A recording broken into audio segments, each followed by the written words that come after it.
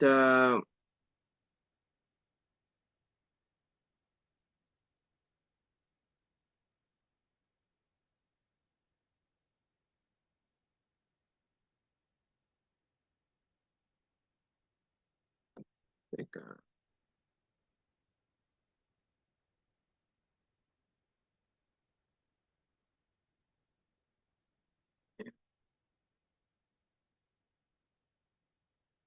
Okay. Talakay natin last week sa nagdaang pag-aaral natin ang patungkol sa una't una as-sawm. Ano ba ang tinatawag na as-sawm, pag-aayuno? Natalakay din natin bakit pinag-utos ng Allah subhanahu wa ta'ala ang sawm. Sa araw na ito, bi'idhnillah ta'ala, kukuha tayo ng ilang mga mas'ala. Isa dito, ano ang kabutihan ng sawm, fadailus siyam, at ang iba't ibang kategorya ng siyam. At isa sa mahalagang mas'alang tatalakayin natin ngayon, ano ang ano ang ugnayan ng pag-aayuno sa aqida, sa ibang mga alituntunin sa ibang mga arkanul Islam, sa ibang mga haligi ng Islam.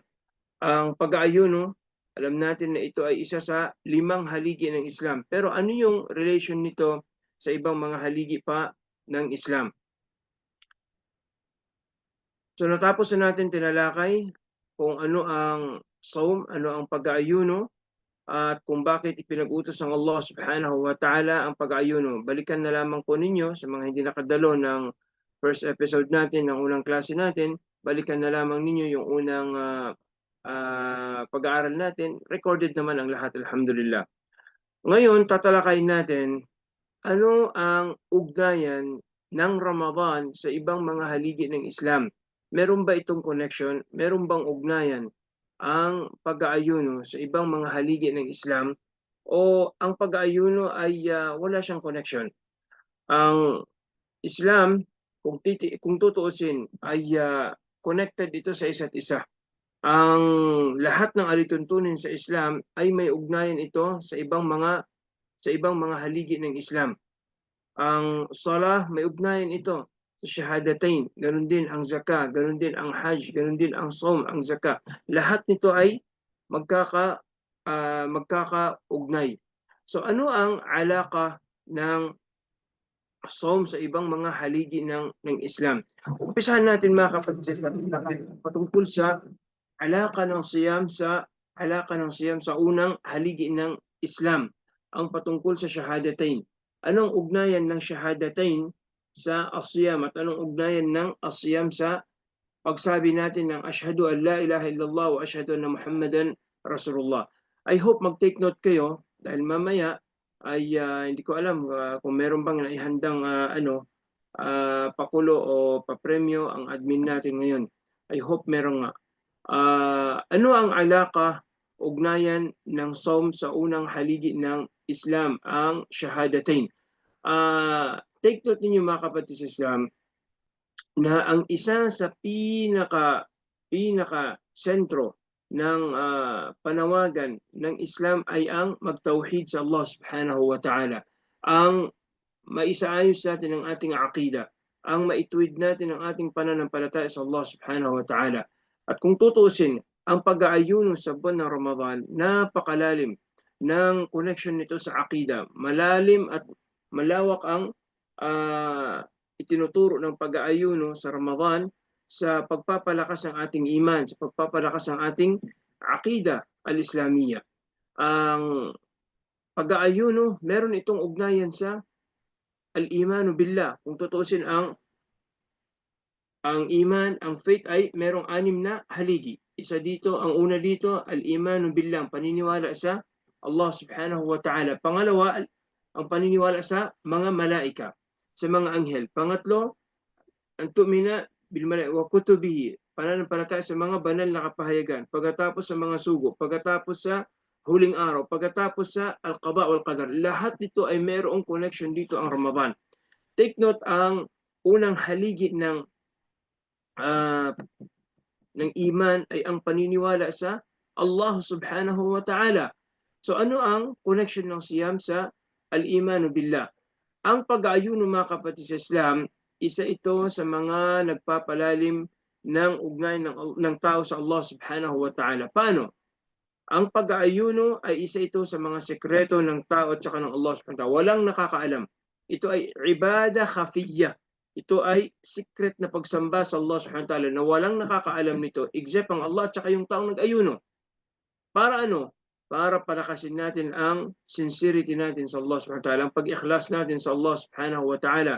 Ang Rasul sallallahu alaihi wasallam, sinabi niya sa isang hadith al-Qudsi, "As-sawmu li wa ana ajzi bih. Yada'u sharabahu wa ta'amahu wa shahwatahu min ajli." Ang nag-aayuno ay iniiwanan niya, sinasakripisyo niya ang lahat for the sake ng Allah subhanahu wa ta'ala. Hindi siya kumakain, hindi siya umiinom, hindi siya nakikipagtalik. Iniiwanan niya ang shahwa niya, pagnanasa niya, lillah, for the sake ng Allah subhanahu wa ta'ala. At yun ang gusto sa atin ng Allah subhanahu wa ta'ala. So therefore, ang pag-aayuno ay pinapalakas nito ang sincerity ng isang tao, ang pagkakaroon ng tao ng ikhlas, ng kataimtiman, ng pananampalataya niya sa Allah subhanahu wa ta'ala. So isa yan. Pangalawa, na alaka, na ugnayan ng al-imanu billah at saka ng as-sawm, ang pag-aayuno, pinapalakas nito yung pagsamba natin sa Allah subhanahu wa ta'ala sa pamagitan ng pagdua. Kung titingnan natin yung ayatul siyam sa Quran Karim, Allah subhanahu wa ta'ala, after niyang na-mention ang ahkamus siyam sa Quran, yung mga alituntunin sa siyam, sinabi niya, "Ya ayyuhalladhina amanu, kutiba alaykumus siyam kama kutiba alal ladina min qablikum la'allakum tattaqun." Sa bandang huli sinabi niya, "Wa idha sa'alaka 'ibadi 'anni fa inni qarib, ujibu da'watad da'i idha da'an." So ang pag-aayuno sa buwan ng Ramadan ay meron itong malalim na ugnayan sa ibadatud du'a, sa pagdua sa Allah subhanahu wa ta'ala. Pagkus ang Rasul sallallahu alaihi wasallam, pinahayag niya sa atin na isa sa mga katanggap-tanggap ang dua nila, isa sa mga dua na tatanggapin talaga ng Allah, tutugunan niya ang dua ng tao kapag siya ay nasa state ng pag-aayuno. So, ganoon din ang Rasul sallallahu alaihi wasallam, sinabi niya sa isang hadith, "Lis-saimi 'inda fitri da'watun la turad." Merong dua na hindi kailanman tatanggihan ng Allah subhanahu wa ta'ala. Siya yung taong nag-aayuno. So dahil dyan ay pinapalakas ang pag-aayuno, ang ugnayan ng tao at saka ng pagdua. At ito yung isa sa mga nagpapalakas ng ugnayan natin sa al-imanu billah, sa paniniwala sa Allah subhanahu wa ta'ala. Number 3, na alaka ng sawm sa al-imanu billah, sa unang haligi ng pananampalataya, pinapalakas nito ang paniniwala natin ng Allah subhanahu wa ta'ala ay nasa kataas-taasan. Sifatul ulu lillah subhanahu wa ta'ala. Paano natin yun i-prove? Na ang pag-aayuno ay pinapalakas nito ang pananampalataya natin ng Allah subhanahu wa ta'ala, siya ang kataas-taasan. Ang Allah subhanahu wa ta'ala, ang sagot dito mga brothers at sisters, ang Allah subhanahu wa ta'ala, ipinahayag niya sa Quran Karim na siya ang nagpababa ng Quran mula sa langit patungo sa lupa. Ibig sabihin, ang Allah subhanahu wa ta'ala, saan siya? Nasa langit. Sinabi ng Allah subhanahu wa ta'ala, "Shahrul Ramadan alladhi unzila fi Quran." Ibinaba ng Allah subhanahu wa ta'ala ang Quran. So dahil dyan, pinapalakas natin ang paniniwala natin ng Allah subhanahu wa ta'ala, siya ang kataas-taasan.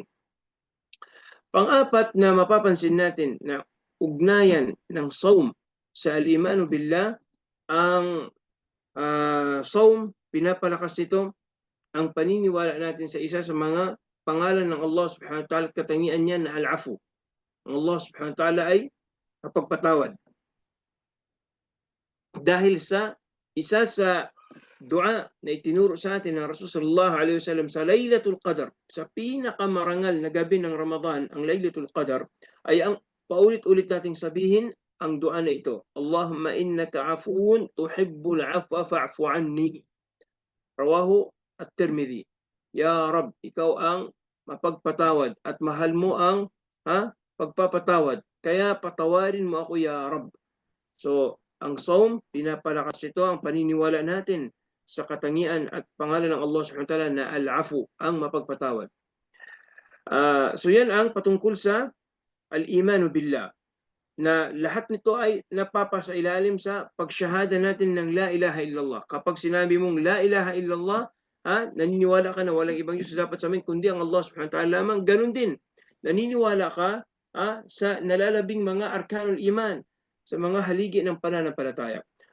Ang pangalawang haligi ng pananampalataya ay ang paniniwala sa mga anghel, which is mapapansin natin ito sa pag-aayuno natin sa buwan ng Ramadan. Paano yun? Mapapansin natin sa pag-aayuno sa Ramadan ng Allah subhanahu wa ta'ala, lagi niyang nai-emphasize ang malaika kapag ang pinag-uusapan ay ang pag-aayuno sa Ramadan. Ang Allah subhanahu wa ta'ala, ipinahayag niya sa Suratul Qadr patungkol sa pagbaba ng mga malaika sa Laylatul Qadr. Sinabi ng Allah subhanahu wa ta'ala, tanazzalul malaikatu war-ruhu fiha. Ang mga Muslim ay abala sila sa Laylatul Qadr. Lalo silang nagpupursige sa pagsamba sa Allah subhanahu wa ta'ala sa last 10 nights ng Ramadan. Para ano? Para mataon ang pagsamba nila sa Laylatul Qadr. Dahil sa Laylatul Qadr, bababa ang mga malaika. So doon magkakaroon tayo ng malakas na pananampalataya ng Allah subhanahu wa ta'ala naglikha ng mga malaika. Ang tanong mga brothers, bakit ito question ko sa lahat. Kung meron kayong maisasagot, please mag-comment kayo sa comment section. Bakit ginawa ng Allah subhanahu wa ta'ala na number two, ang to believe in the angels, ang paniniwala sa mga malaika, sa 6 na haligi ng pananampalataya. Sa Islam, meron tayong 6 na pangunahing pinaniniwalaan. Bakit pumapangalawa? Bakit number 2 ang paniniwala sa mga anghel? Bakit? Ano ang wisdom dito ng Allah subhanahu wa ta'ala? Bakit hindi niya isinunod after ng to believe in Allah, to believe in the prophets, to believe in the day of judgment, to believe in al-qadar? Bakit hindi sumunod ang paniniwala sa mga bagay na ito? Bakit ang kasunod ng paniniwala sa Allah ay ang paniniwala sa mga malaika? Meron kayong sagot o wala? Taib. Ala kulli hal. Kung may sagot kayo, i-drop lang ninyo, mamaya babasahin natin biidnillah subhanahu wa ta'ala. So, ang paniniwala sa mga malaika ay pinapalakas natin ito sa pamagitan ng pag-aayun natin. Dahil sa nare-recall natin, nare-realize natin yung mga ayat sa Quran al-Karim patungkol sa mga malaika, patungkol sa mga anghel. Ganon din ang pag-aayuno, meron din itong alaka, meron itong ugnayan sa paniniwala natin sa mga banal na kapahayagan ng Allah subhanahu wa ta'ala. Paano? Dahil sa buwan na Ramadan, ang lahat ng mga Muslim, halos lahat ng mga Muslim ay pinapalakas silang ugnayan nila sa Quran, sa kitab ng Allah subhanahu wa ta'ala. At ang Allah subhanahu wa ta'ala, pinili niya ang buwan na Ramadan na doon niya ipinababa ang buong Quran al-Karim mula sa Lawh al-Mahfuz. Allah subhanahu wa ta'ala ay pinababa niya ang Quran sa buwan ng Ramadan. Sinabi niya, Shahrul Ramadan alladhi unzila fihi al-Quran. So dahil dyan, lumalakas yung ugnayan natin sa paniniwala sa mga banal na kapahayagan ng Allah subhanahu wa ta'ala. So the more na pinapahalagahan natin ang Quranul Karim sa Ramadan, the more na nagkakaroon tayo ng benefit sa pag-aayuno natin. Kagaya ng ginagawa ng mga salafun as-salih na lalo silang nagbibigay ng importansya sa Quran sa tuwing sumasapit ang buwan ng Ramadan. Ganon din mga kapatid sa Islam, sa pamagitan ng pag-aayuno natin sa Ramadan, pinapalakasin natin ang ugnayan natin, ang pananampalataya natin sa al-imanu bir-rusul, ang paniniwala sa mga propeta ng Allah subhanahu wa ta'ala. So, paano? Sa anong paraan? Ang Allah subhanahu wa ta'ala ipinahayag niya sa Quran al-Karim di kaya ang Allah subhanahu wa ta'ala ni-record niya tayo na kapag sasamba tayo, hindi pwede na sasamba tayo na sa pamagitan ng sarili nating kapamaraanan lang. Kailangan nating sumunod sa sunnah ng Rasulullah sallallahu alaihi wasallam. Hindi pwede na mauna tayong mag-fasting. Hindi pwede na magpahuli rin tayo mag-fasting. Hindi rin pwede na meron ng Fajr, sumikat ng Fajr ang madaling araw, kumakain pa tayo. Walang pwedeng mag-advance, walang pwedeng magpalit. Dahil yun ang batas ng Allah subhanahu wa ta'ala. Ang sumunod tayo sa paraan ng pagsamba ng mga propeta ng Allah subhanahu wa ta'ala. Kapag nag-iftar na, kailangan sabay-sabay tayong mag-iftar. Ganun din ay sinusunod natin ang sunnah ng Rasul sallallahu alaihi wasallam sa pag-iftar. Inuuna natin ang rutab kung may rutab, o di kaya tamar kung walang rutab, tapos tubig kung walang rutab at saka ng tamar. Sinusunod natin yung sunnah ng Rasul sallallahu alaihi wasallam sa pag-aayuno niya. So diyan lumalakas yung ugnayan natin sa al-imanu bi ar-rusul. Ganoon din mga kapatid sa pamagitan ng pag-aayuno, lumalakas yung connection natin sa al-imanu bil yawmil akhir, ang paniniwala sa kabilang buhay.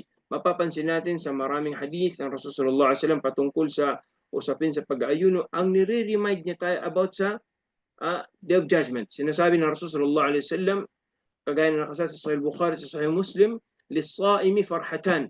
Ang isang nag-aayuno ay pagkakaluban siya ng Allah ng dalawang happiness, ng dalawang kaligayahan. Farhatun 'inda fitrihi wa farhatun 'inda liqa'i rabbih. Bibigyan siya ng Allah ng happiness sa oras na siya ay mag-break na ng fasting niya. Ganoon din sa oras na makasalubong na niya ang Panginoon niya. Kailan yun? Sa Yawmul Qiyamah. So dito ay nire-remind tayo ng pag-aayuno about sa Day of Judgment na hindi tayo mananatili dito sa mundo. Pagkus meron pang araw na walang hanggan. Yun ang kabilang buhay. Ganoon din na may connection din ang pag-aayuno natin about sa paniniwala natin sa Jannah at saka sa Nar, sa paraiso at saka sa impyerno. Ang Rasul sallallahu alaihi wasallam ay ipinahayag niya na kapag pumasok na ang buwan ng Ramadan, futtihat abwabul jannah. Idza jaa Ramadan, futtihat abwabul jannah wa ghulqat abwabun nar wa suffidat asyayatin. Binubuksan ng Allah subhanahu wa ta'ala sa pagpasok ng Ramadan ang pintuan ng paraiso, sinasara niya ang pintuan ng impyerno, at kinakadinahan, tinatalian ng mga shayatin, ang mga satanas. Ang hadith na yan ay sahih na iulat ni Imam Muslim. Ganun din na sa pamagitan ng pag-aayuno ng mga kapatid sa Islam, ay pinapalakas natin ang paniniwala natin sa al-qada'u wal-qadar. Paniniwala natin sa al-qada'u wal-qadar. Ang isa sa mga surah na lagi nating naririnig every time sumasapit ang Ramadan ay ang surat Al-Qadar. Sinabi ng Allah subhanahu wa ta'ala, inna anzalnahu fi Laylatul Qadar. Tinawag siya na Laylatul Qadar dahil doon ang Allah subhanahu wa ta'ala itinatakda niya ang lahat ng mangyari sa loob ng isang taon. Doon nagpapasyang Allah subhanahu wa ta'ala ano yung mangyari sa mga tao sa loob ng isang taon. Ganon din mga kapatid sa Islam, sa pamamagitan ng pag-aayuno natin sa Ramadan, nagkakaroon tayo ng pinapalakas natin ng aqidatul wala wal bara. Yung loyalty natin sa kapwa natin Muslim, yung samahan natin, yung kapatiran natin bilang mga Muslimin. Ganun din ay itinatatak natin sa puso natin na wala tayong ibang mamahalin kung hindi ang kapwa natin Muslim. At hindi tayo pwedeng gumaya lang sa kultura na kung ano ang merong kultura na meron sa iba. Ang wala wal bara, paano ito pinapalakas ng pag-aayuno? Una, ang Rasul sallallahu alaihi wasallam in-encourage niya tayo na magpa-iftar. Ibig sabihin magpakain tayo ng ibang taong nag-aayuno rin. Sinabi ng Rasul sallallahu alaihi wasallam, man fattara sa'iman kana lahu mithlu ajrihi min ghairi an yanqusa dhalika min ajri as-sa'imi shay'an. Ang sino man ang nakapagpa-iftar, nagpakain sa isang taong nag-aayuno, ang Allah subhanahu wa ta'ala bibigyan siya ng kabutihan kagaya rin ng kabutihan ng taong nag-aayuno na yun na walang mababawas sa kabutihan nilang dalawa. Ganun din inutusan tayo ng Allah subhanahu wa ta'ala na kapag sumapit na ang buwan ng Ramadan, bago magtapos ang Ramadan sa araw ng Eid, ay dapat magbigay tayo ng zakatul fitr. So sa pamagitan nito, during Ramadan, nagpapa-iftar tayo. Before mag-end ang Ramadan, namimigay tayo ng zakatul fitr. So sa pamagitan nito, lumalakas yung solidarity, yung pagtutulong-tulungan ng mga Muslimin, lumalakas yung samahan nila, yung kapatiran nila. Aside from that, mga kapatid sa Islam, itinuturo sa atin ng pag-aayuno na layuan natin yung mga taong sumusuway sila sa batas ng Islam. Iwasan natin yung mga tao na kakaibang akida nila sa akida ng mga Muslimin. Sa anong paraan? Sa pag-aayuno natin, inutusan tayo ng Sharia na suwayin natin. Huwag nating gayahin ang mga kufar sa kanilang mga pag-aayuno. Kabilang dito sa mga ipinagbawal sa atin ng Islam, yung delay tayo mag-break ng fasting. At saka yung early tayo masyado magsahur. Sinabi ng Rasul sallallahu alaihi wasallam, "Ajjilul fitra fa innal yahuda wan nasara yuakhirun." Magmadali kayo sa pag-break ng fasting ninyo. Paglubog ng araw ay magbuka na kayo. Dahil bakit? Anong wisdom doon? Ang wisdom doon, para hindi tayo magaya sa mga Nasara na ipinagpapaliban nila ang kanilang pag-break ng fasting. Ganun din ang mga Yahud. Ganun din sinabi ng Rasul sallallahu alaihi wasallam, "Faslu ma bayna siyamina wa siyami ahli kitab, aklatus sahur o akalatus sahur." Rawahu Muslim. Ang pagkakaiba ng pag-aayuno natin sa pag-aayuno ng Ahlul Kitab, ng mga people of scriptures, ay ang pagsahur.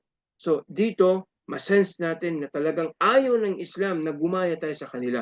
At ito yung malaking musiba natin ngayon. Ito yung malaking problema ng mga Muslim ngayon. Hindi mo na halos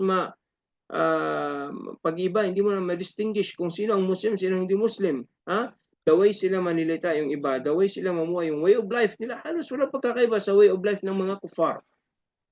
So ang pag-ayuno, pinapalakas nito ang aqidatul wala wal bara, ang pagiging pagmamalasakit natin sa kapwa natin Muslim. Pinapalakas natin sa pamagitan ng ating pag-aayuno. So yan ang patungkol lang, mga kapatid sa Islam, sa unang rukun ng Islam. Sabi natin kanina, ang pag-aayuno, meron siyang relationship at saka ng nalalabing mga rukun ng Islam. So naipaliwanag ko na sa inyo sa napaka tagal na paraan ng pagpapaliwanag ang ugnayan ng siyam sa al-imanu billah, sa unang haligi ng Islam. Meron itong malakas sa ugnayan sa aqida, na ibig sabihin ang pag-ayuno ay hindi ito pambihirang ibada, hindi ito basta-basta na ibada, bagkus ito ay may malalim na ugnayan sa unang haligi pa lang ng Islam, ang shahadatain. Ganon din ang pag-aayuno sa Ramadan, mga brothers and sisters. Meron din itong ugnayan sa sala. Sa pag-aayuno natin, Rasulullah alaihi wasallam, in-encourage tayo na dagdagan natin yung pagsala. Man qama Ramadan imanan wa ihtisaban, ghufira lahu ma taqaddama min dhanbi. At in-encourage tayo na magdagdagan natin yung sala natin sa mga gabi ng Ramadan. Ganoon din i-maintain natin yung pagsasala natin sa limang beses na pagdarasal sa buong magdamag sa Ramadan.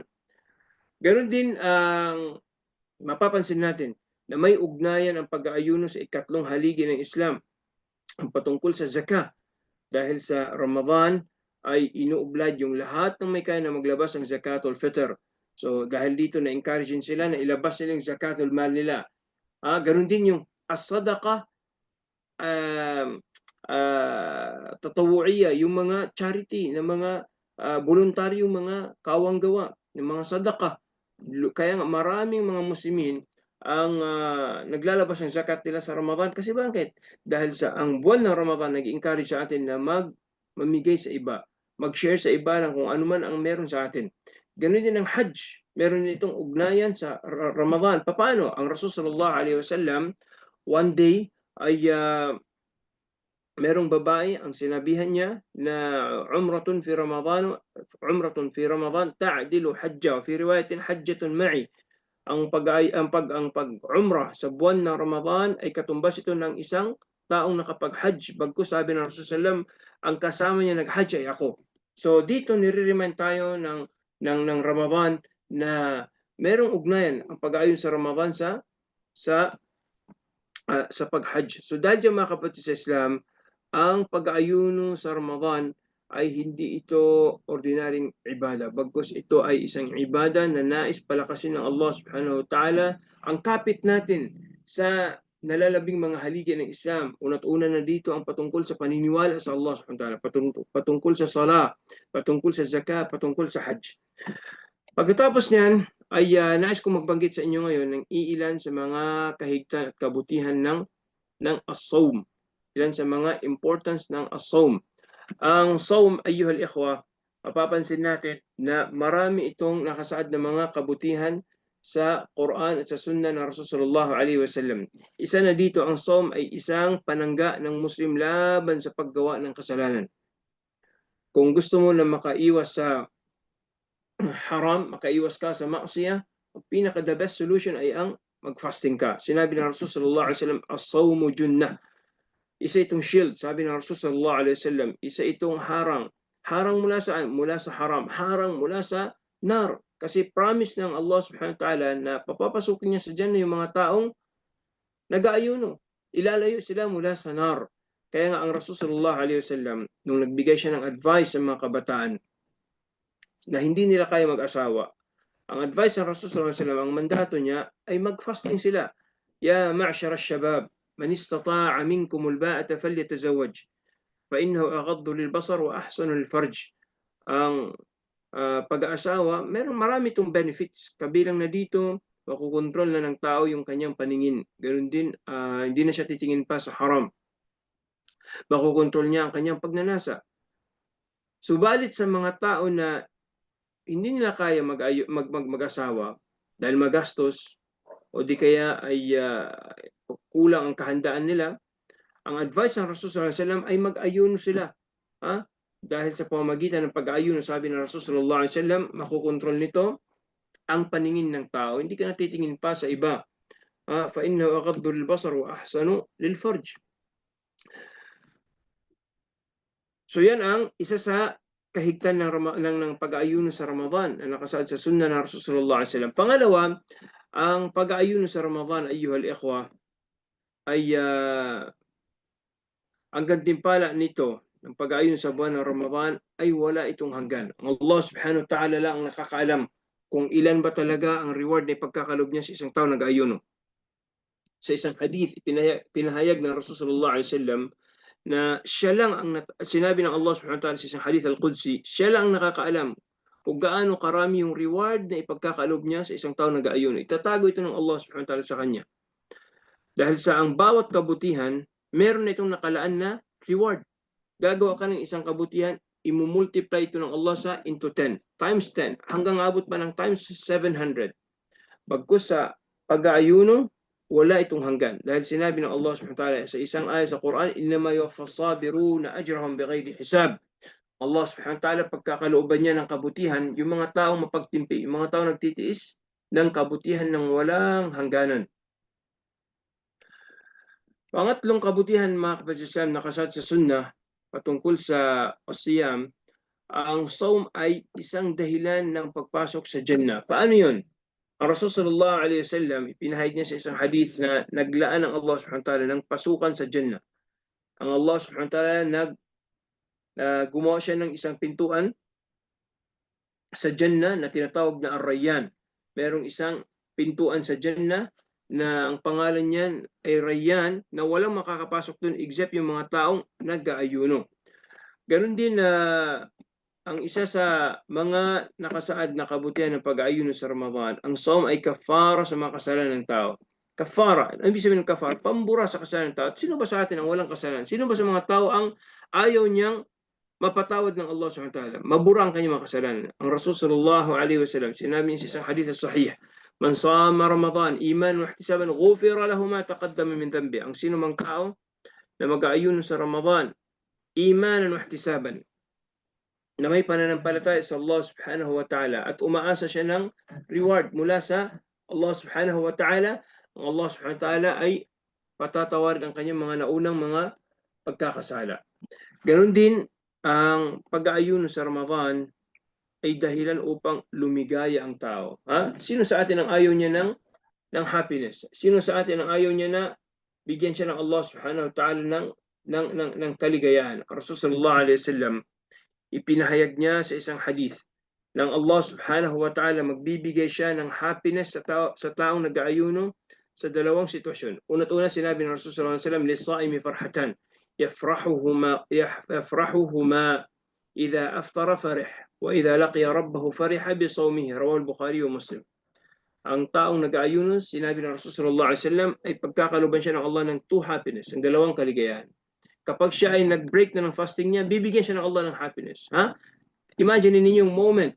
Siguro yung mga naka-experience sa atin mag-ayuno, tingnan ninyo yung feeling ng taong 5 minutes na lang mag-iftar na. Nakakalimutan natin lahat ng pagod, di ba? Lahat ng problema natin nakakalimutan natin. Kapag nag-iftar tayo, ang lahat ay masaya, hindi ba? Zero crime. Wala kang makikitang nag-aaway ng mga Muslimin during ng iftar time.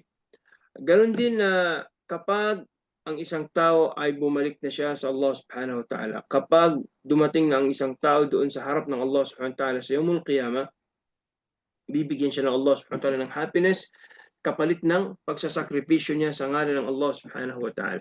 Ganon din isa sa kahalagahan, mga kapatid sa ng pag-aayuno sa Ramadan. Ang saum ay dahilan upang tanggapin ng Allah subhanahu wa ta'ala ang dua ng tao. Isa itong privilege sa isang tao nag-aayuno, na isa ito sa dapat natin paghandaan sa pagpasok ng buwan ng Ramadan. Kung meron tayong hiling sa Allah subhanahu wa ta'ala, meron tayong pangarap, paghandaan natin ito. Dahil ang pakikipagharap sa Allah subhanahu wa ta'ala, kapag meron kang appointment sa Allah, meron kang request sa Kanya, hindi yung titingnan niya na sitwasyon mo, yung sitwasyon mo sa oras na ikaw ay haharap na sa Kanya. Dito sa dunya, kung meron kang appointment sa president, sa governor, sa mayor, o kung sino mang personalities dito sa dunya, kailangan na maayos ka during ng pakikipag-meeting mo sa kanila. Subalit ang Allah subhanahu wa ta'ala, ang titingnan niya sa iyo, sa tao, hindi yung personal appearance niya. Ang titingnan ng Allah subhanahu wa ta'ala, sino ka before ka humarap sa Kanya, before ka nagdua sa Kanya. So dapat na paghandaan natin ito. Sinabi ng Rasul sallallahu alaihi wasallam sa isang hadith na sahih, 3 da'awat mustajabat. Merong 3 tao ang katanggap-tanggap ang dua nila. Da'watul saim, wa da'watul mazlum, wa da'watul musafir. Ang unang dua na tatanggapin ng Allah subhanahu wa ta'ala, yung dua ng isang taong nag-aayuno, nagpa-fasting.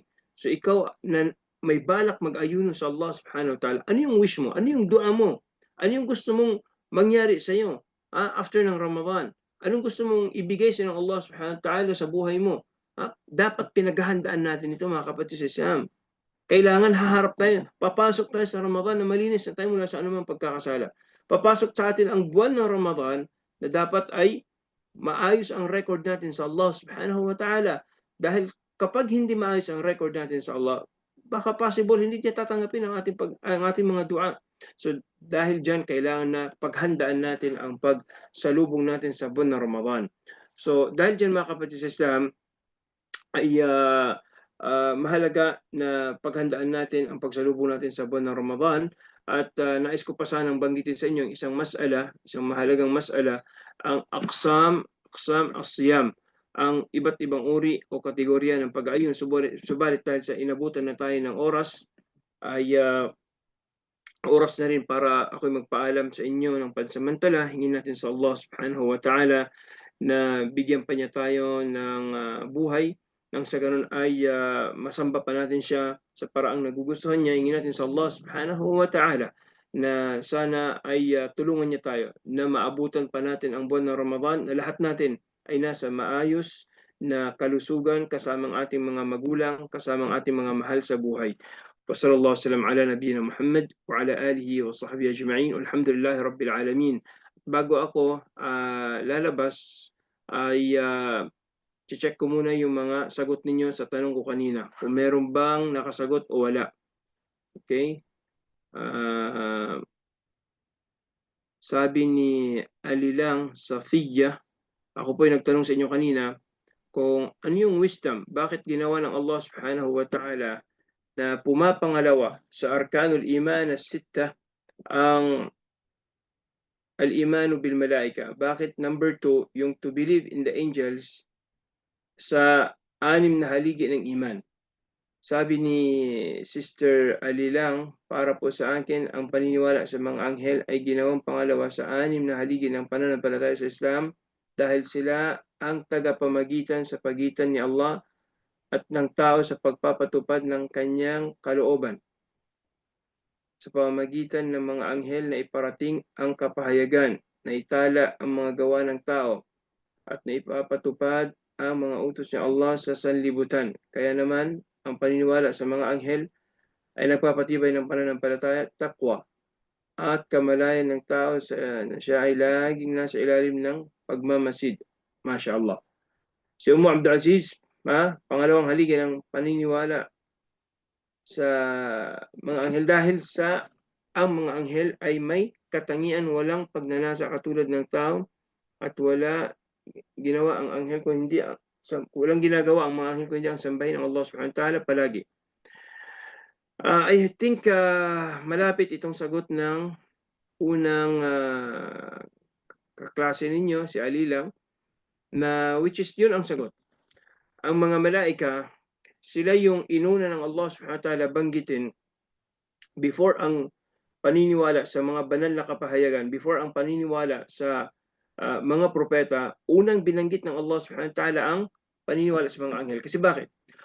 Kung hindi ka maniwala sa mga anghel, hindi mo pinaniniwalaan ng mga anghel, maniniwala ka ba sa mga banal na kapahayagan na dala-dala nila na sila yung inutusan ng Allah Subhanahu wa Ta'ala na magpadala ng revelation sa kanyang mga propeta? Hindi. Ganun din, hindi mo paniniwalaan ng mga propeta. Kasi kung hindi maaring mangyaring may propeta na walang anghel. Kasi ang mediator sa pagitan ng Allah Subhanahu wa Ta'ala at saka ng mga propeta, walang iba kung hindi ang mga anghel. So dahil diyan, mahalaga ang paniwalaan natin ang mga anghel. Mahalaga, mga kapatid Islam, ang palakasin natin ang paniniwala natin sa mga anghel. At ang pag-aayuno sa buwan ng Ramadan ay isa ito sa magpapalalim, magpapalakas ang paniniwala natin sa al-malaika, sa mga anghel. So dahil dyan, mga kapatid Islam, wala rin kayong tanong. I hope kita-kita tayo ulit next week, kagaya ng oras na ito, every 8 p.m. after Isha, Philippine time. At hingin natin sa Allah Subhanahu wa Ta'ala, sana ay maabutan natin lahat ang buwan ng Ramadan, lahat natin ay nasa maayos na kalusugan kasama ang ating mga magulang, ang ating mga mahal sa buhay. Ako'y nanalangin sa Allah Subhanahu wa Ta'ala na pagpalain niya tayong lahat. سبحانك اللهم وبحمدك أشهد أن لا إله إلا أنت أستغفرك ونتوب إليك صلى الله وسلم على نبينا محمد السلام عليكم ورحمة الله وبركاته.